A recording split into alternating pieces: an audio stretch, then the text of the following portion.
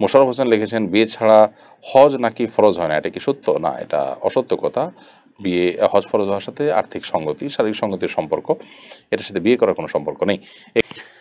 কেয়া রহমান লিখেছেন একটা মেয়ে ডিভোর্স হওয়ার পর দ্বিতীয় বিয়ে করতে পারে কতদিন পর? ডিভোর্স হওয়ার পর তিনি যদি অন্তঃসত্ত্বা থাকেন তাহলে সন্তান ভূমিষ্ঠ হওয়ার পর বিয়ে করতে পারেন। আর যদি অন্তঃসত্ত্বা না থাকেন তাহলে সেক্ষেত্রে ৩ মাস অতিবাহিত হওয়ার পর তিনি বিয়ে করতে পারেন। আর যদি স্বামী মৃত্যু হয় তাহলে ৪ মাস ১০ দিন পর তিনি বিয়ে করতে পারেন। এআরই থেকে আপনি লিখেছেন কোনো মহিলা কি লোক দেখানোর উদ্দেশ্যে স্বর্ণ অলংকার পড়তে পারে? অর্থাৎ অন্য মহিলাদেরকে অন্য মহিলাদের সামনে দেখানো হলো, এখানে নিজের বড়লোকি জাহির ব্যাপার না, জাস্ট ভালো লাগা জন্য পড়লেন, তো এটা জায়েজ আছে।